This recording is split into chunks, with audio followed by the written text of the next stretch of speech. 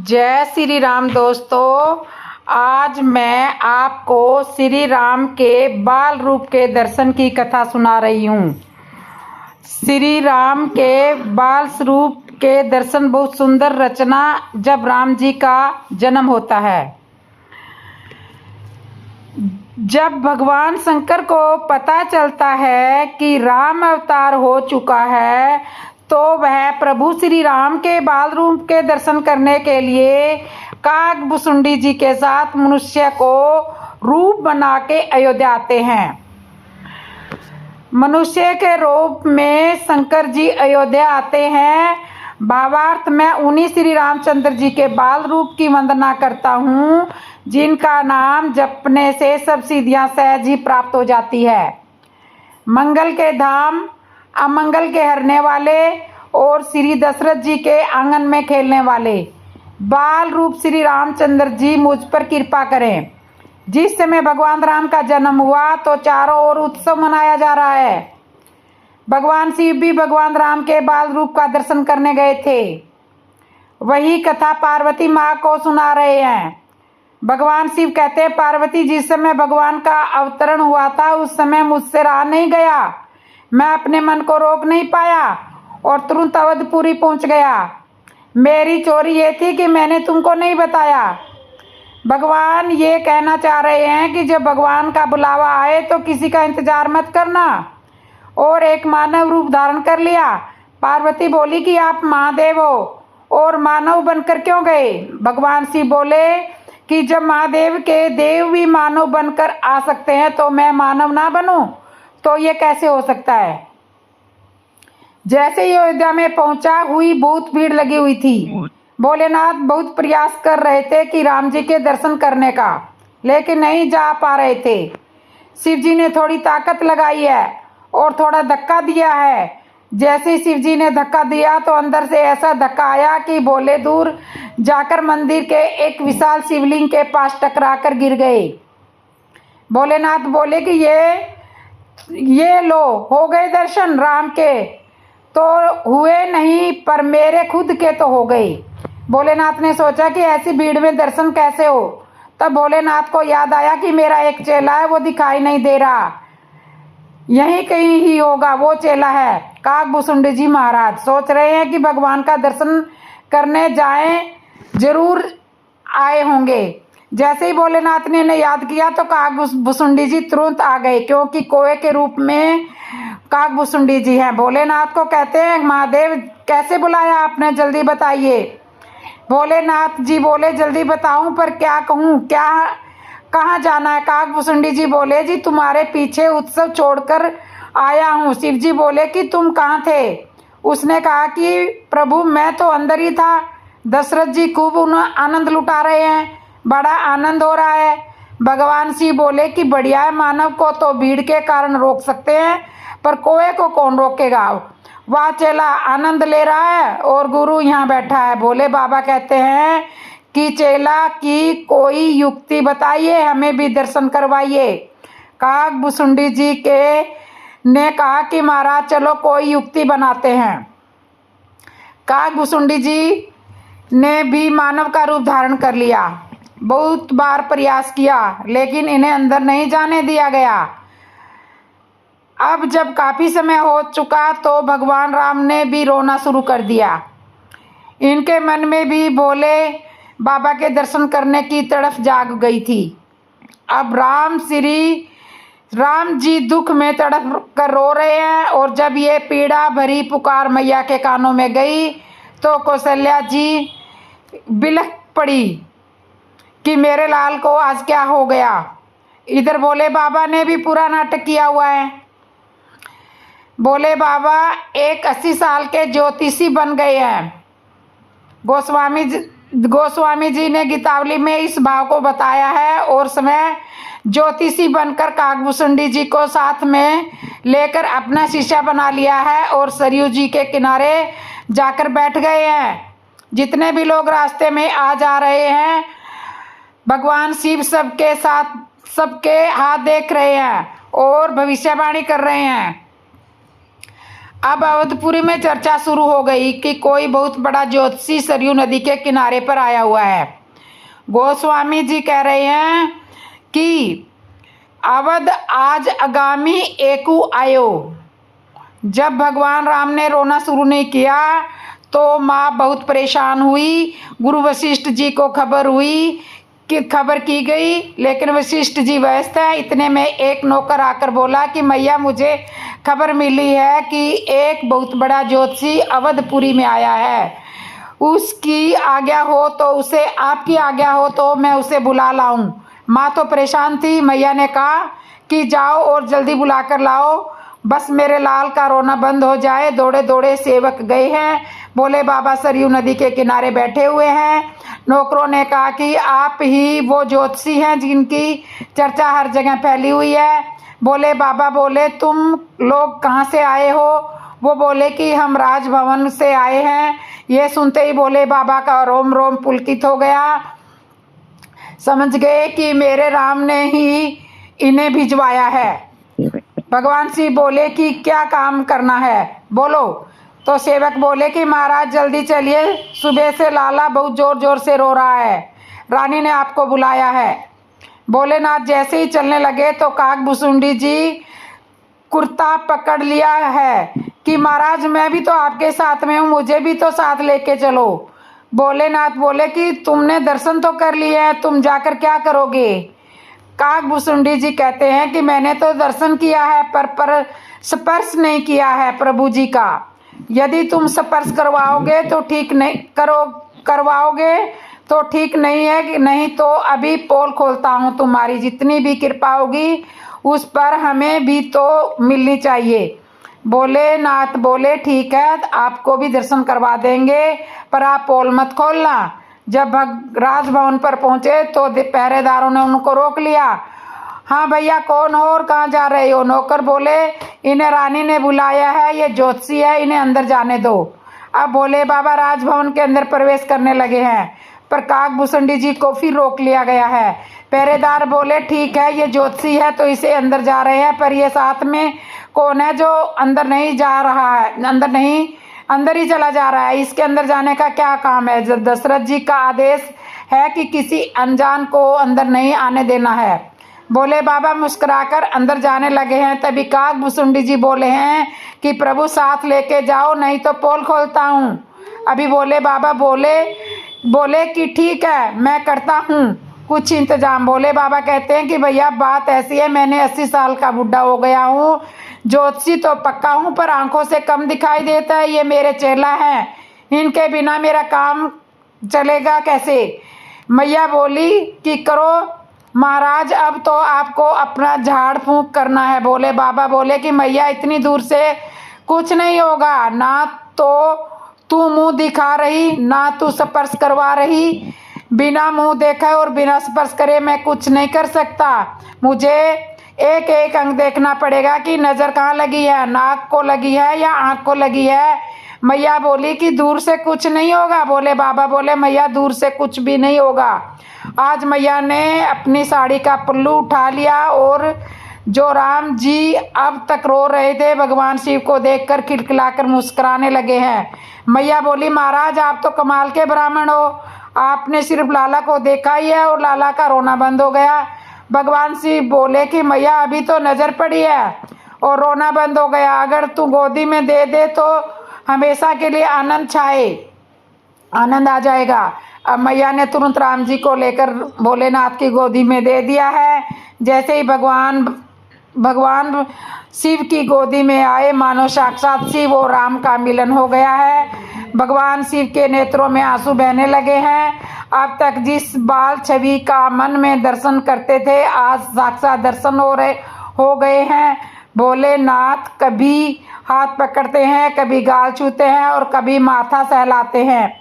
भगवान राम भी टुगर अपनी आंखों से शिव जी की ओर देख रहे हैं। जब थोड़ी देर हो गई तो काकभुसुंडी जी ने पीछे से कुर्ता पकड़ा है और कहते हैं सारा हिस्सा भी, हमारा हिस्सा भी तो दीजिए, आपने आनंद ले लिया तो मुझे भी तो कृपा करो। अब भगवान शिव जब राम को काकभुसुंडी की गोद में देने लगे तो मैया ने रोक लिया कि इनकी गोद में लाला मत दो, क्यों दे रहे हो। भगवान शिव बोले कि मैया मैं बूढ़ा हो गया हूँ, ये मेरे चेला है, ये हाथ देखेंगे और मैं भविष्य बताऊंगा। काकभुसुंडी जी की गोद में लाला को दे दिया है। अब काकभुसुंडी जी भी लाला भगवान का दर्शन पा रहे हैं और भोलेनाथ ने भगवान का सारा भविष्य बताया है, सब बता दिया है कि आपके लाला कोई साधारण लाला नहीं होंगे,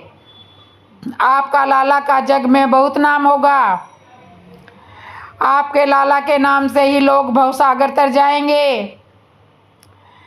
मैया बोली कि ये सब ठीक है, पर ये बताओ कि लाला की शादी कब होगी। भोलेनाथ बोले कि इतना बता सकते हैं, आगे चलकर आप थोड़ा ध्यान रखना। एक बूढ़े बाबा आपके लाला को आपसे मांगने के लिए आएंगे और जब वो मांगने आए तो आप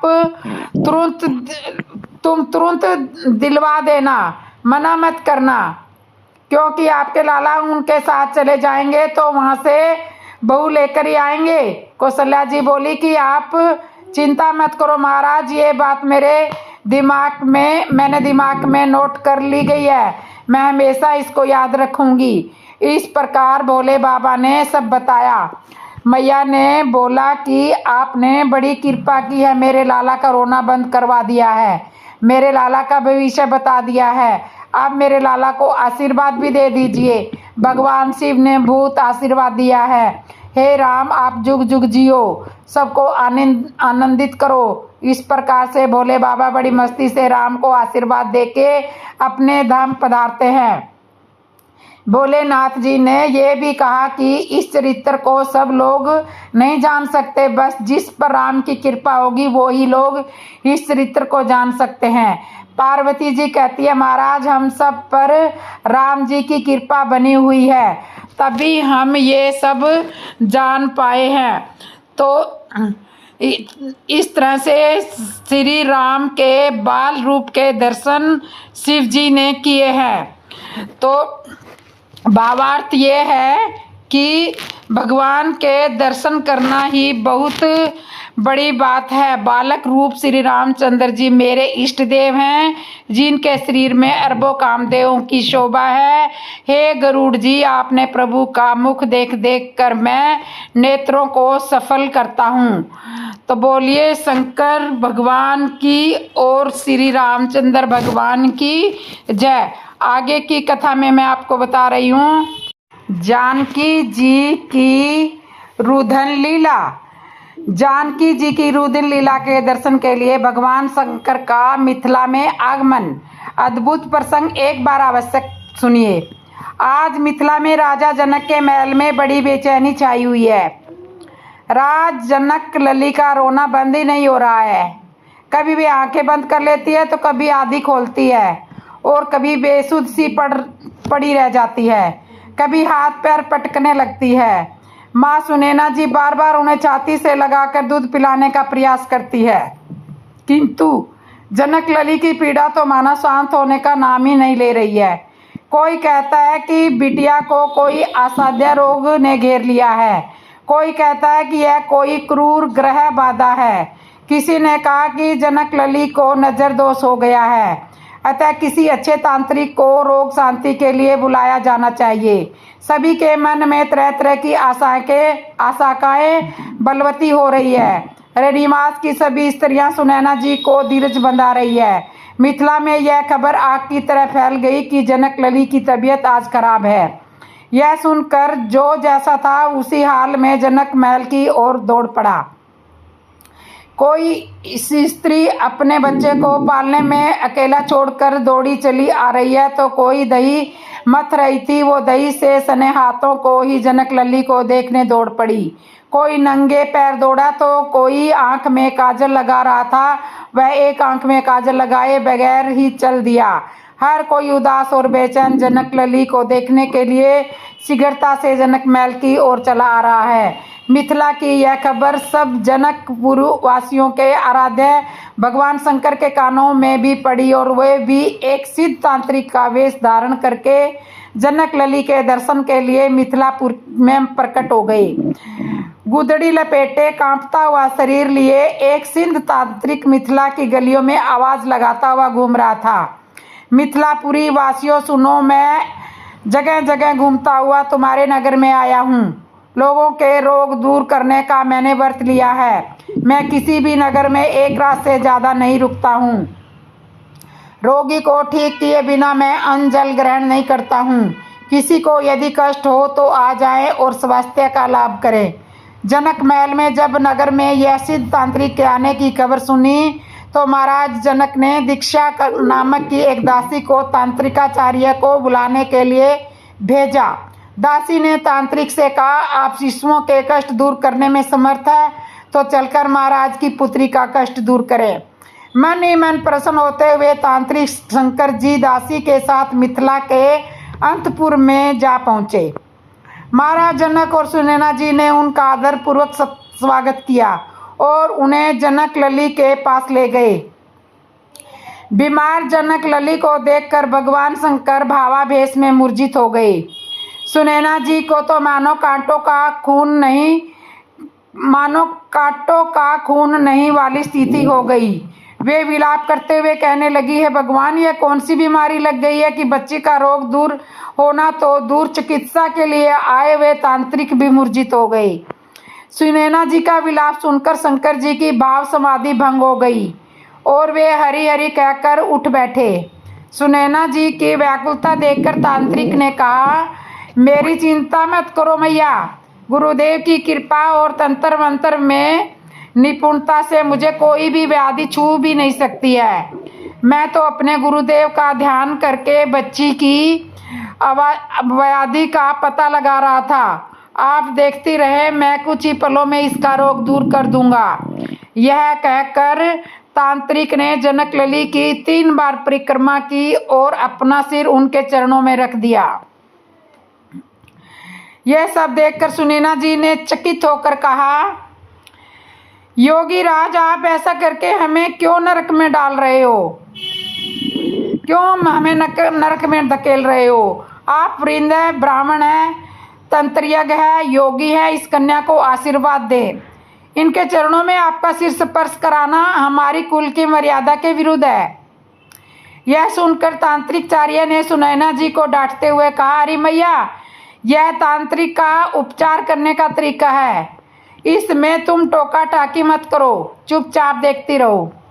आपकी कन्या कुछ ही पलों में स्वस्थ हो जाएगी और मुस्कुराकर दूध पान भी करेगी। इसके बाद तांत्रिकाचार्य शंकर जी मन ही मन जनक लली की स्तुति करने लगे। जय जय शिशु रूपे तप्त चामी कराभे, विमल कमल नेत्रे पूर्ण चित्रासु वक्त्रे, निखिली भुवन जीवनांत्रु।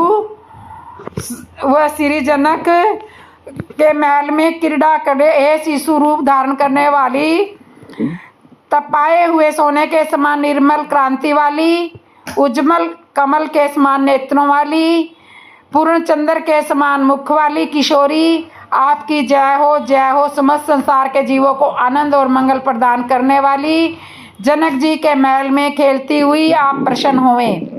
तांत्रिकाचार्य शंकर जी की भावपूर्वक प्रार्थना पर जनक लली ने आराम से आंखें खोल दी और प्रेम पूर्वक दूध पीने लगी। जनक महल में खुशी की लहर दौड़ गई।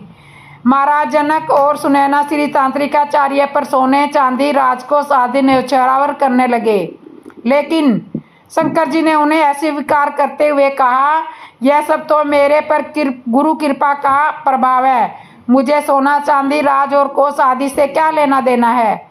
यदि आप मुझे कुछ देना ही चाहते हो तो इस कन्या का पहना हुआ कोई वस्त्र दे दीजिए। जब तक वह वस्त्र मेरे पास रहेगा तब तक आपकी पुत्री के पास कोई भी बीमारी नहीं आएगी। सुनैना जी ने जनक लली का वस्त्र देकर तांत्रिकाचार्य के चरणों में मस्तक नवाया। तांत्रिकाचार्य जनक लली को आशीर्वाद देकर पुनः उनकी 3 परिक्रमा करते हैं और उनके चरणों में प्रणाम करके अपना सिर स्पर्श कराकर महल से चले जाते हैं। जनक सुता जनक लली जानकी अब बिल्कुल ठीक हो गई और इसके बाद भगवान शिव अपने धाम को चले जाते हैं। तो ये थी जनक लली सीता की रुदन लीला। अब मैं आपको श्री राम जी के बही खाते की कथा सुना रही हूँ। एक बार की बात है, बीणा बजाते हुए नारद मुनि भगवान श्री राम के द्वार पर पहुंचे। नारायण नारायण, नारद जी ने देखा कि द्वार पर हनुमान जी पहरा दे रहे हैं। हनुमान जी ने पूछा, नारद मुनि कहाँ जा रहे हो? नारद जी बोले, मैं प्रभु से मिलने आया हूँ। नारद जी ने हनुमान जी से पूछा, प्रभु इस समय क्या कर रहे हैं? हनुमान जी बोले, पता नहीं, पर कुछ नहीं, कुछ बही खाते का काम कर रहे हैं। प्रभु बही खाते में कुछ लिख रहे हैं। नारद जी, अच्छा, क्या लिखा पढ़ी कर रहे हैं? हनुमान जी बोले, मुझे पता नहीं मुनिवर, आप खुद ही देख लेना। नारद मुनि गए प्रभु के पास और देखा कि प्रभु कुछ लिख रहे हैं। नारद जी बोले, प्रभु आप बही खाते का काम कर रहे हैं, ये काम तो किसी मुनीम को दे दीजिए। प्रभु बोले, नहीं नारद, मेरा काम मुझे ही करना पड़ता है, ये काम मैं किसी और को नहीं सौंप सकता। नारद जी, अच्छा प्रभु, ऐसा क्या काम है? ऐसा आप इस बही खाते में क्या लिख रहे हो? प्रभु बोले, तुम क्या करोगे देखकर जाने दो। नारद जी बोले, नहीं प्रभु बताइए, ऐसा आप इस बही खाते में क्या लिखते हैं? प्रभु बोले, नारद, इस बही खाते में उन भक्तों के नाम है जो मुझे हर पल भजते हैं, मैं उनकी नित्य हाजिरी लगाता हूँ। नारद जी, अच्छा प्रभु जरा बताइए तो मेरा नाम कहाँ पर है? नारद जी ने बही खाते को खोल कर देखा तो उनका नाम सबसे ऊपर था। नारद जी को गर्व हो गया कि देखो, मुझे मेरे प्रभु सबसे ज़्यादा भक्त मानते हैं। पर नारद जी ने देखा कि हनुमान जी का नाम उस बही खाते में कहीं भी नहीं है। नारद जी सोचने लगे कि हनुमान जी तो प्रभु मेरे श्री राम के खास भक्त हैं, फिर उनका नाम इस बही खाते में क्यों नहीं है? क्या प्रभु उनको भूल गए हैं? नारद मुनि आए हनुमान जी के पास और बोले, हनुमान, प्रभु के बही खाते में उन सब भक्तों के नाम है जो नित्य प्रभु को भजते हैं, पर आपका नाम उस बही खाते में नहीं है।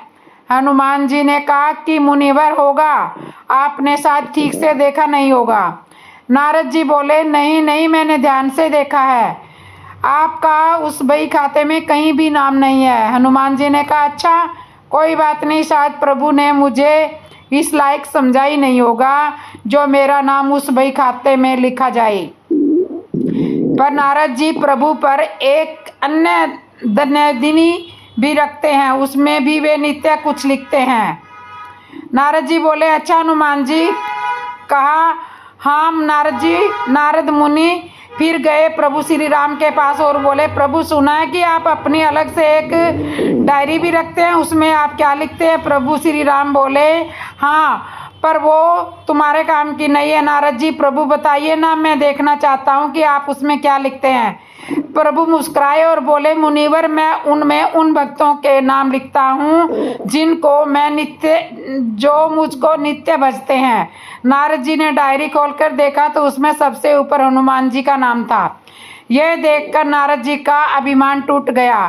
कहने का तात्पर्य यह है कि जो भगवान को सिर्फ जीवा से भजते हैं उनको प्रभु अपना भक्त मानते हैं, और जो हृदय से भजते हैं उन भक्तों के वे समय भक्त हो जाते हैं।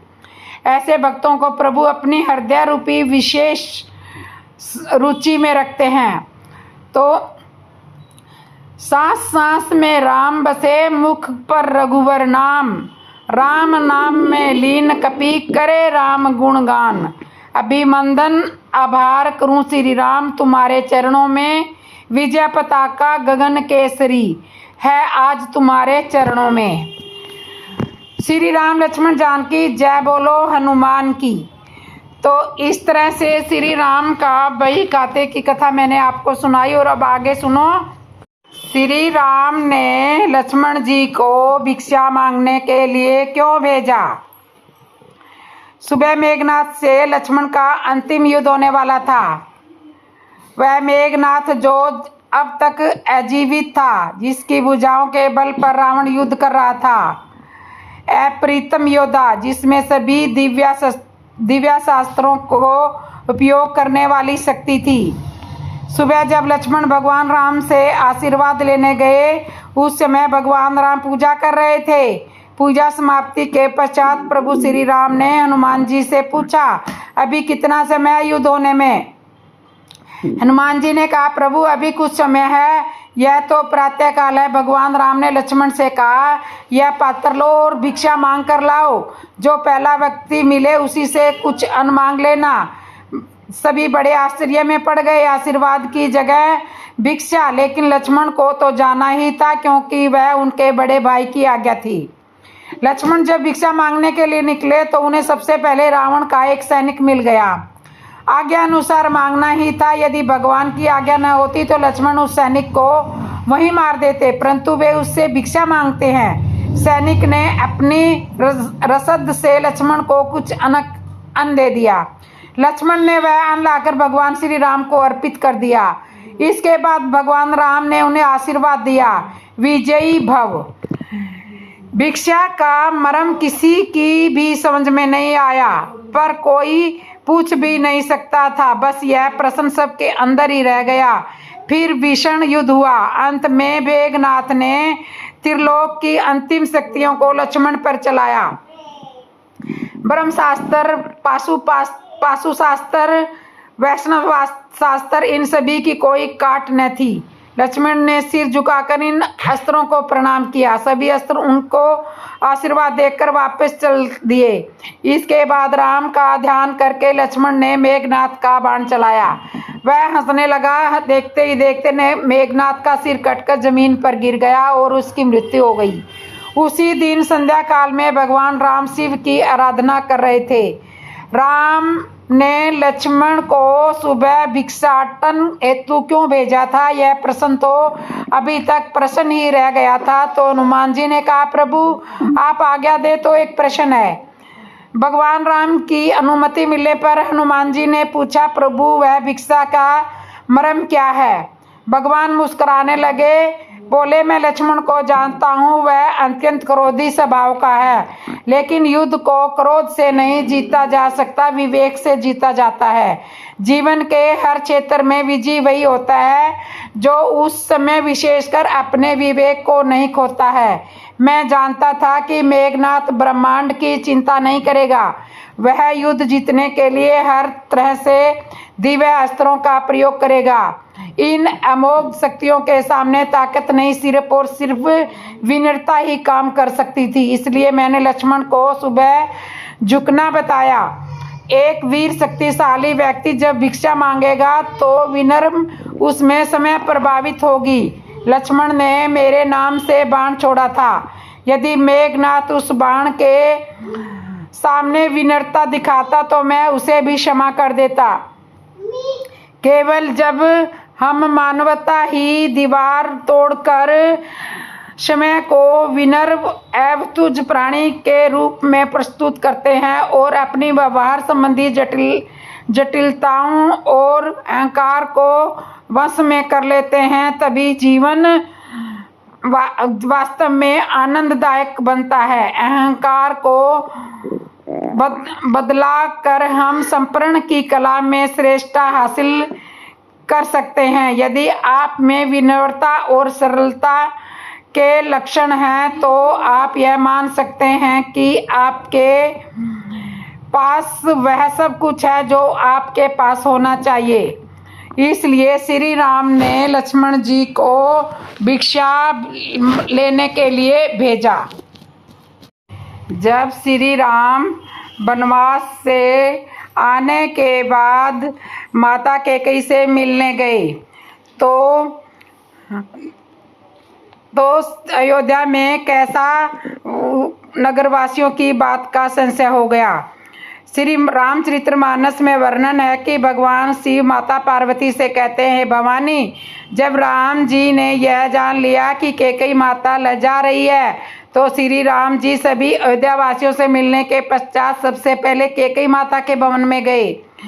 प्रभु जानी कैकेयी लजानी, प्रथम तासु ग्रह गए भवानी। जब राम जी माता कैकेयी के भवन में गए तो अयोध्यावासी सब कैकेयी माता के भवन के आसपास ही खड़े थे। सबके मन में यह संशय था कि आज कैकेयी माता का कोई भरोसा नहीं, ऐसा न हो कि राम जी जैसे ही कैकेयी माता से मिले और कैकेयी माता राम जी से कह दे कि राम अभी 4 वर्ष के लिए और वन में चले जाओ, तो क्या भरोसा। इसलिए सबके मन में यह संशय था। सब महल के आसपास ही खड़े रहे और जब श्री राम जी कैकेयी माता से मिलने के पश्चात अपने भवन में गए तब कृपा सिंधु जब मंदिर गए पूर्ण नर नारी सुखी सब भये।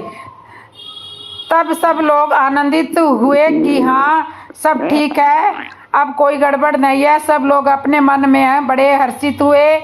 उसी दिन सब लोग गुरुदेव वशिष्ठ जी के पास गए और जाकर कहा, गुरुदेव राम जी के राज्य अभिषेक में अब विलम्ब नहीं होना चाहिए, आज ही राज्य अभिषेक हो जाना चाहिए। गुरुदेव वशिष्ठ जी ने कहा, अभी राम जी 14 वर्ष की वन यात्रा से आए हैं, अभी 1-2 दिन विश्राम करने दो, राजा अभिषेक फिर कर दिया जाएगा, अब क्या जल्दी है। लोगों ने कहा, नहीं गुरुदेव, बस यही गड़बड़ पिछली बार हुई थी, 1 दिन के लिए राज्य अभिषेक टला तो 14 वर्ष के लिए टल गया, अब और विलम्ब नहीं होना चाहिए, यह कार्य आज ही होना चाहिए। अब मुनिवर विलम्ब नहीं कीजिए, महाराज कह तिलक करीजिए। गुरुदेव वशिष्ठ जी ने अभी सभी को आश्वासन दिया, ठीक है तैयारियां करो। राम जी के अभिषेक की तैयारियां आरंभ होने लगी।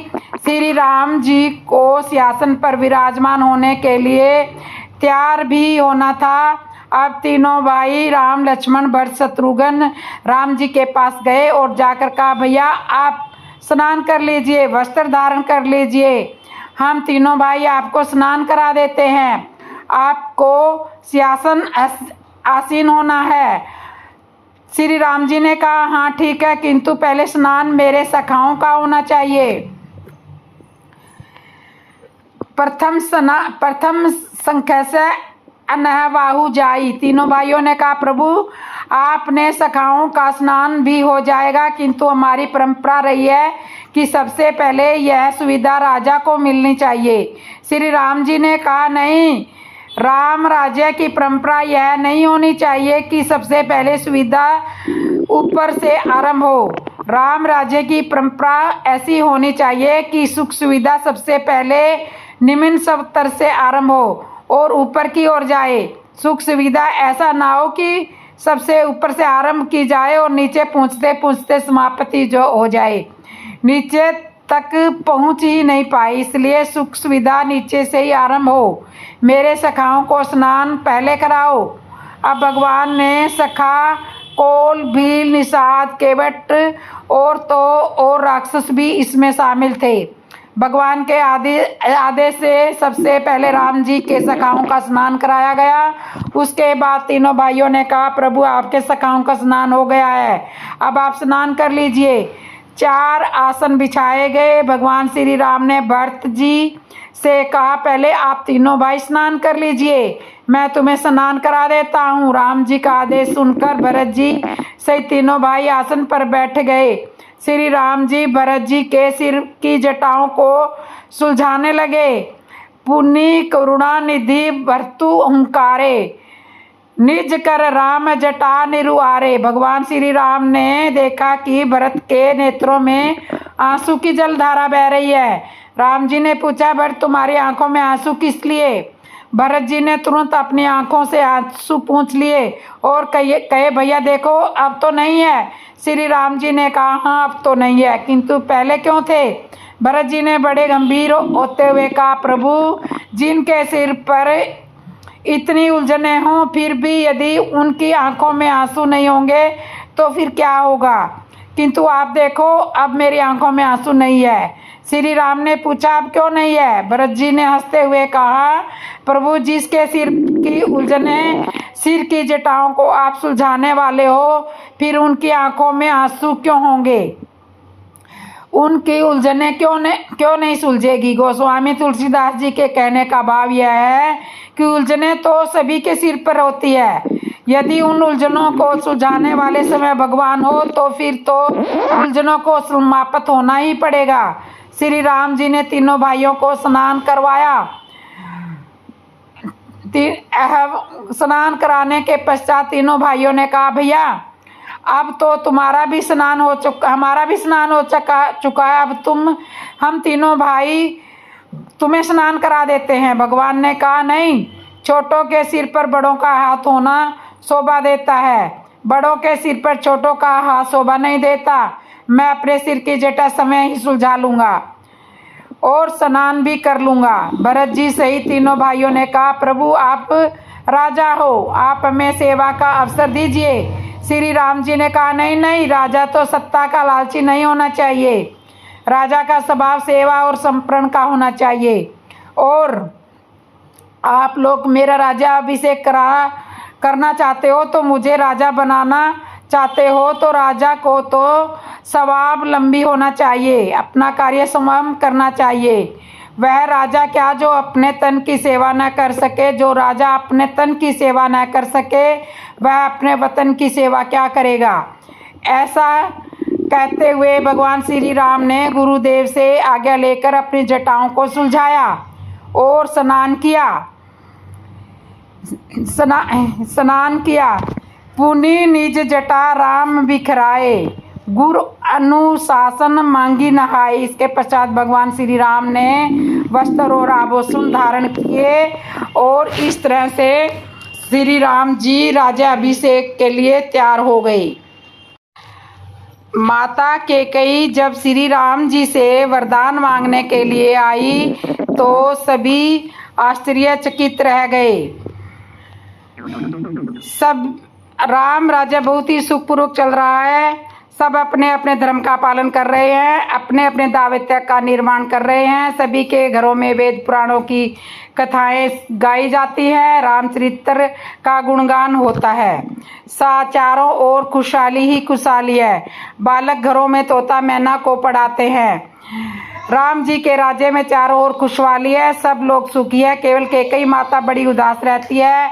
एक दिन कैकेयी माता उदास मन से श्री राम के पास गई। भगवान श्री राम भोलेनाथ का पूजन कर रहे थे। भगवान शिव की पूजा में श्री राम जी मगन हैं। शिव जी के प्रति भाव में मगन श्री राम के नेत्रों में प्रेम के आंसू बह रहे हैं। जब श्री राम जी को यह समाचार मिला कि माता कैकेयी आई है तो राम जी ने पूजन करते हुए भगवान शिव को प्रणाम किया। शिव जी को प्रणाम करके अपने आसन से उठे।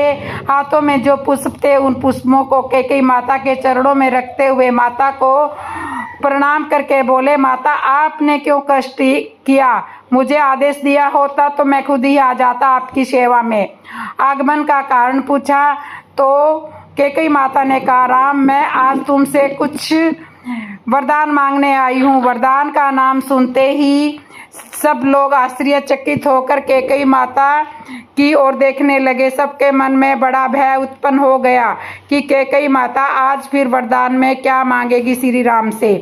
पता नहीं वरदान क्या मांगेगी। तो हनुमान जी महाराज राम से कहते हैं कि महाराज राम से धीरे से कहते हैं, प्रभु अब की बार माता कैकेयी को वरदान सोच समझ कर दीजिएगा।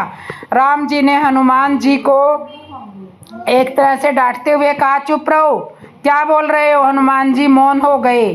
श्री राम जी ने कहा, माता कहो क्या आदेश है, मैं आपके वरदान को पूरा करने का आवश्यक प्रयास करूंगा।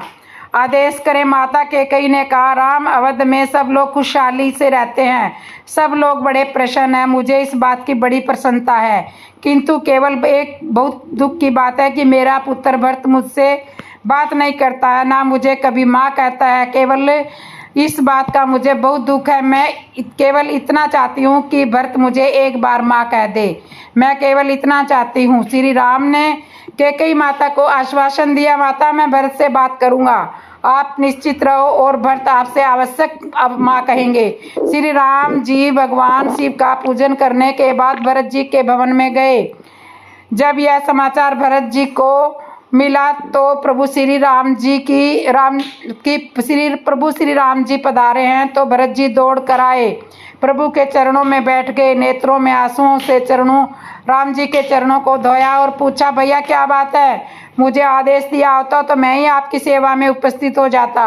आप मेरे पास आए, क्या कारण है? श्री राम ने कहा, भरत मांगने वाला देने वाले के पास चलकर आता है, उसे अपने पास बुलाता नहीं है। मैं तुम्हारे पास कुछ मांगने आया हूँ। भरत जी ने कहा, भैया सब कुछ तो आप ही का ही है, आदेश कीजिए, मैं आपके आदेश पर अपने प्राण तक दे सकता हूँ, पर किंतु एक बात और है, मैं सब कुछ दे सकता हूँ किंतु आप मुझे कैकेयी माता को माँ कहने का मत कहना। बस जो राम का नहीं वह किसी काम का नहीं। माता के कारण आपने जो वन में दुख सहे हैं, मैं उन सब दुखों को भुला नहीं सकता हूँ। जब भरत जी ने कहा तो राम जी अपने मन से बड़े उदास हो गए कि अब मैं कैकेयी माता को क्या उत्तर दूंगा। तभी कैकेयी माता अचानक पीछे से आकर खड़े होकर कहने लगी, आप चिंता मत कर राम, संकोच मत करो, आज मैं बहुत प्रसन्न हूँ, भरत ने मुझे माँ कह दिया। राम जी ने पूछा, माता भरत ने तुम्हें माँ कब कहा? कैकेयी माता कहने लगी, अभी अभी तो भरत ने मुझे माँ कहा है कि मैं कैकेयी माता को माँ नहीं कहूँगा। भरत ने अभी मुझे माँ कहा है तो बस यही तो मैं चाहती थी। मैं बहुत परेशान हूँ, अब मुझे कोई शिकायत नहीं है। गोस्वामी श्री तुलसीदास जी महाराज कहते हैं कि यदि आपको राम प्रिय नहीं है तो वह त्यागने योग्य है, चाहे वह आपका कितना भी परम स्नेही हो। भक्त प्रहलाद ने अपने पिता का त्याग कर दिया था, भक्त विभीषण ने अपने भाई का त्याग कर दिया था, भक्त भरत ने अपनी माता को कभी माता नहीं कहा।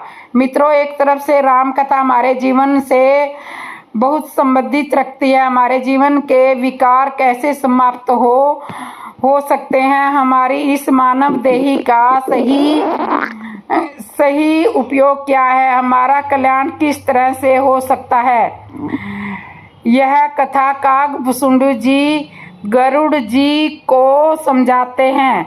जिसमें राम कथा का सार